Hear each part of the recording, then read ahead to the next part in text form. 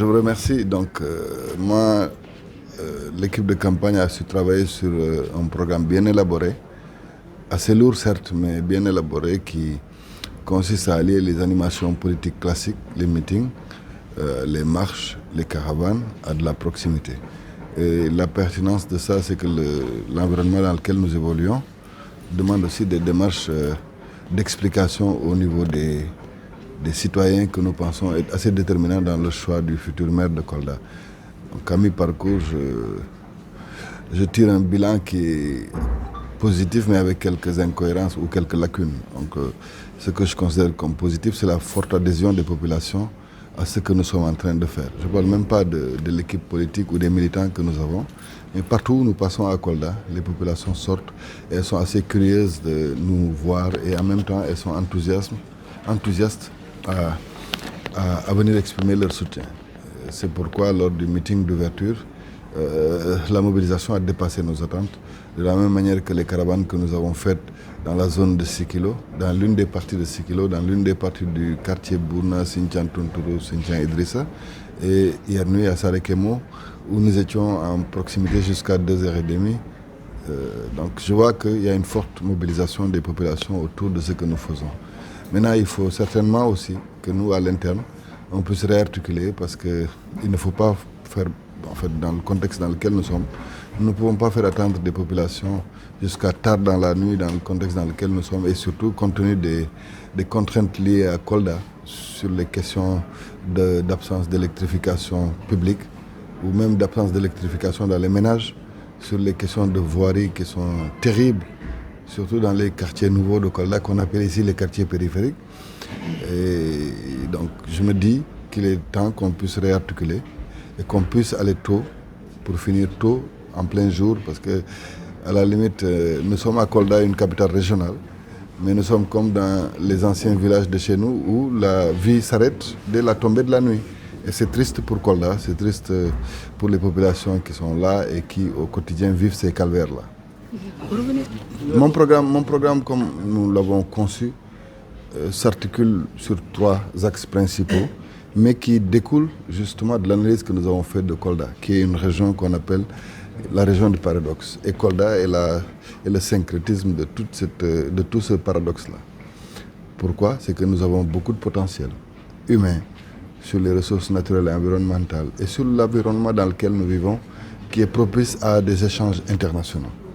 Kolda est frontalier de beaucoup de pays, beaucoup de régions, mais on n'a pas su tirer profit de tout ça. Donc c'est pourquoi nous avons conçu un programme qui autour de l'attractivité économique, devra faire de cette ville-là le centre d'impulsion de tout échange au niveau sous-régional et au niveau des autres communes qui ceinturent la ville, de même que le département de Kolda. Ensuite, penser à Vélingara et Médina Yoro Foulah. Et c'est pas une utopie, parce que je pense qu'aujourd'hui, si nous impulsons une vraie approche sur les questions économiques, en matière d'agriculture, d'élevage, de ressources forestières, d'une économie sociale et solidaire, pour surtout les métiers qui concernent 60% de la population active de Kolda, l'artisanat notamment, nous avons un moyen d'impulser un premier jalon qui va créer de la valeur ajoutée au niveau de Kolda, en mettant les opportunités et les moyens à la disposition de ces acteurs économiques. À partir de là, à travers même avec des objectifs que nous avons bien ciblés, notamment des foires que nous allons au niveau de Kolda concevoir et réaliser pour permettre les échanges et la valorisation de nos produits. À travers l'aide que nous allons apporter à la première chaîne de transformation, nous pouvons créer un vrai tissu économique qui permette d'avoir un premier maillon dans la chaîne de la valeur ajoutée que nous apporterons. Et c'est ça, c'est ces micro-entreprises-là qu'il faut renforcer et qui vont être les premières qui vont être génératrices d'emplois pour les jeunes de Kolda. Et ça mérite juste une approche où on met toutes les conditions pour que les activités économiques éclosent au niveau de la ville. Donc en dehors de ça, c'est un combat qui va être périn ici parce que justement les questions sociales sont lancinantes. Le droit à la santé, le droit à l'éducation, le droit même à exercer son culte dignement. Donc toutes ces questions-là sont abordées autour de notre deuxième axe qui concerne l'attractivité sociale.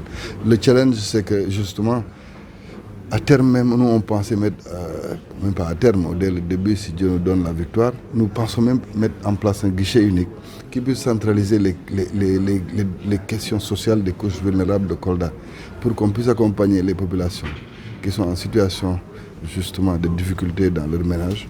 Cette pénibilité que nous vivons dans la prise en charge quotidienne de nos enfants, dans le frais d'inscription, de scolarisation ou de dotation en matériel et fournitures scolaires, cette difficulté qu'il y a dans beaucoup de ménages à pouvoir accéder aux soins convenablement parce qu'ils n'ont pas les moyens de prendre en charge les questions des ordonnances ou des opérations médicales.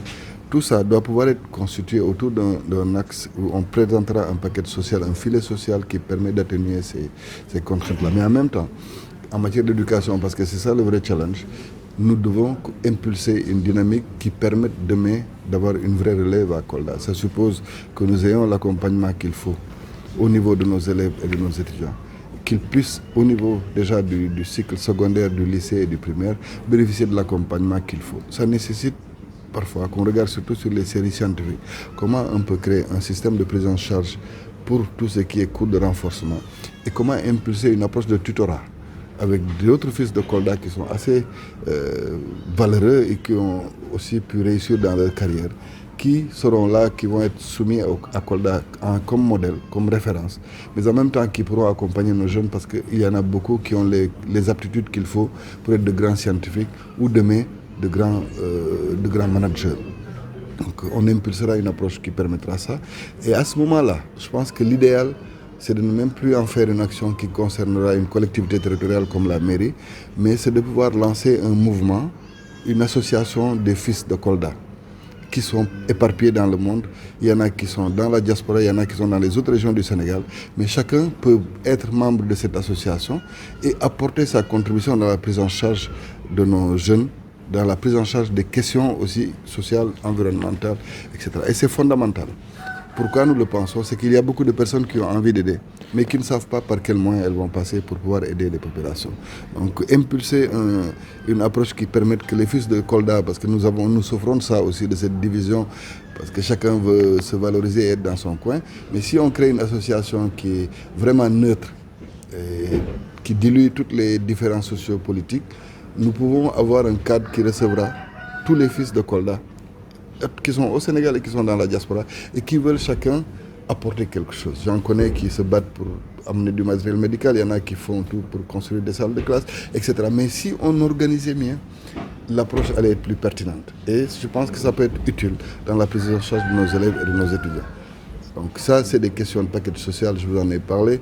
Bon, maintenant, l'autre aspect sur lequel nous pensons pouvoir jouer, c'est les questions, l'attractivité sociale et culturelle. Et sportive plutôt, l'attractivité sportive et culturelle. Parce que nous savons aussi que nous avons une région qui regorge de talent. Mais nos athlètes ne sont pas mis dans les conditions de performance. C'est une réalité.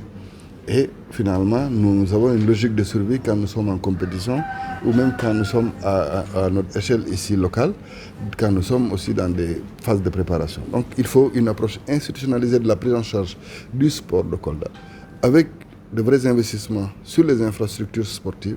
Le gazon synthétique qu'il y a à Dakar ou dans d'autres régions ne doit pas être un rêve ou un fantasme pour les jeunes de Kolda. On peut tout de suite équiper beaucoup de quartiers de ces types d'équipements. Mettre en place aussi beaucoup d'infrastructures sportives pour les autres disciplines, mais qui va permettre l'impulsion d'un sport de proximité. Ça va même jusqu'aux salles, comme on appelle, classiques de musculation. Tout ça, ce sont des opportunités qu'il faut apporter à la jeunesse de Kolda. Et ceux qui ont en charge la pratique du sport pourront jouir naturellement des opportunités qu'il y aura. Ça permet, de la même manière, de pouvoir impulser une approche qui particularise certains besoins, notamment la pratique du sport pour les personnes âgées, la pratique du sport pour les personnes handicapées, etc., etc. Maintenant, le patrimoine culturel est un autre élément qui ne doit pas être juste valorisé et conservé. Il doit servir en même temps d'outil pour l'impulsion économique.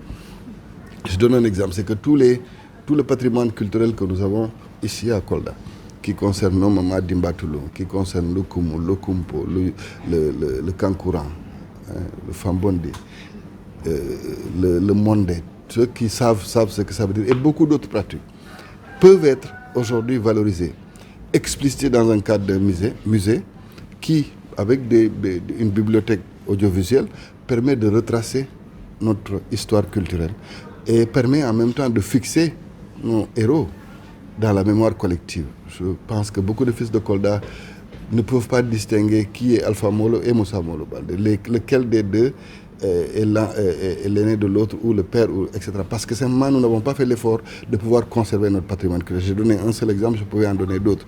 Mais de la même manière, même du point de vue religieux, nous avons des fils de Kolda qui sont émérites et qui ont été les vrais impulseurs de tout ce que nous avons comme socle religieux à Kolda. Beaucoup de familles sont nées et il y a beaucoup de curiosité pour nous autres, de notre nouvelle génération, pour savoir qui sont ces illustres guides. Donc l'approche culturelle consistera certes à préserver ce que nous avons, mais à faire de la culture un outil de développement. Pourquoi nous le pensons? C'est que demain, si nous avons sur place tout ce qu'il faut, beaucoup de personnes, ça va même impacter sur le tourisme. Parce qu'aujourd'hui, essentiellement à Kolda, ce que nous avons comme tourisme, c'est un tourisme d'amodiation. Mais nous n'avons pas profité de ce que la Casamance offre comme particularité culturelle pour qu'on le vende au monde entier. Et le Kankourang est un phénomène qu'on peut valoriser. Nous nous sommes battus pour que le ministère de la Culture inscrive dans son calendrier le mois du Joujou. Mais en même temps, on doit pouvoir profiter pour créer une vraie industrie culturelle au Sénégal, à Kolda. Pourquoi je le dis? C'est que je pense à un rêve. C'est que demain, il est possible qu'on ait ici une usine des métiers de la musique. Je donne des exemples qui parfois peuvent être très très banals. Pourquoi je le dis? C'est que le tam-tam qui est aujourd'hui utilisé dans tout le Sénégal, sa matière première c'est le bois. L'autre matière première ce sont les peaux. Et nous sommes la deuxième région en matière d'élevage au Sénégal. Est-ce que nous avons profité de ça pour pouvoir faire tout ce qu'il faut en matière de tannerie et tout ce qu'il faut en matière de conception bois pour qu'on ait des métiers. Et vous voyez que le bois est un input fondamental dans beaucoup de matériels musicaux. Donc on peut voir de comment profiter en général de tout ce que nous avons comme potentiel pour pouvoir proposer des approches dans chaque secteur qui à terme crée de la valeur ajoutée, qui à terme crée de l'emploi. L'emploi tel qu'on le définit au Sénégal est comme si systématiquement devrait concerner les emplois salariés, mais beaucoup de challenges sont là qui peuvent profiter des opportunités que nous avons au niveau local pour pouvoir apporter des solutions idoines et à même de façon durable d'apporter des solutions. Maintenant tout ça est arrimé aussi à une autre approche qui voudrait qu'on change le visage de Kolda. Kolda n'a pas d'attractivité même pour nos yeux. C'est notre challenge sur les berges du fleuve où on doit pouvoir créer une promenade. C'est notre challenge pour que même on pensera que c'est négligeable, mais créer de petits bois de quartier permet que pendant les saisons difficiles au mois de mars, avril, pour ceux qui connaissent, avec des pics de chaleur qui sont parmi les plus élevés au Sénégal, on puisse avoir des espaces où les gens pourront vaquer tranquillement à leurs occupations et supporter des périodes de canicule comme celle-là. Donc en même temps, on pensera à rendre un autre visage au paysage urbain de Kolda, etc., etc. Donc voilà un peu ce que je peux vous dire en ramasser, mais on aura le temps de l'expliquer aux populations selon les rendez-vous que nous nous sommes fixés dans le programme de campagne. Je dis quoi, je suis focus sur ce qu'on appelle les compétences décentralisées. Donc, construire une université n'est pas la vocation d'une commune ni d'un département. C'est la vocation de l'État. C'est l'État d'ailleurs qui a en charge la carte scolaire et universitaire d'un pays. Donc, mais le plaidoyer qui devait être fait pour qu'on accélère les travaux a été fait. Ce qu'il faut, c'est qu'il ne faut pas que ce soit une université qui ne profitera qu'à d'autres personnes. Parce qu'en réalité, le vrai comportement économique qu'on peut attendre des enfants de Kolda, c'est de pouvoir anticiper sur cette opportunité. Parce qu'il va naître un autre environnement, c'est une autre ville qui va naître dans Kolda. Parce que déjà, c'est très difficile d'avoir dans une seule collectivité un marché de consommation de 5000 personnes. Donc quand vous pensez à ça, vous saurez qu'il va y avoir beaucoup d'activités qui peuvent naître. Donc ce qui est de la responsabilité d'une collectivité, c'est d'accompagner les jeunes et les acteurs économiques locaux à anticiper sur des questions comme ça en mettant en place une offre de fourniture de biens et de services qui seront les besoins et des étudiants et du personnel d'encadrement et des personnels universitaires. Mais c'est de la démagogie que de penser que c'est nous qui allons nous battre pour la construction de cette université. L'État a déjà décidé, le ministre de l'Enseignement supérieur est venu, a promis par rapport à l'accélération des travaux, mais il ne faut pas que ce soit un produit fini et que nous allions courir après, derrière certaines opportunités qui vont être captées par d'autres. Et c'est pourquoi d'ailleurs très souvent, après beaucoup viendront se plaindre pour dire oui, on a mis ça en place, mais ça profite à d'autres. Donc les fils de Kolda doivent pouvoir être aidés pour anticiper sur les opportunités que pourront offrir de telles infrastructures.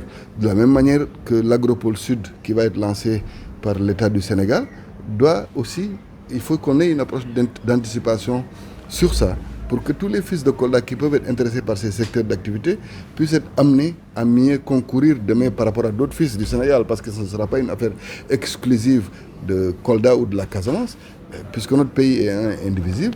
Nous, notre responsabilité, c'est d'alerter tout de suite et d'accompagner les acteurs concernés à pouvoir y aller.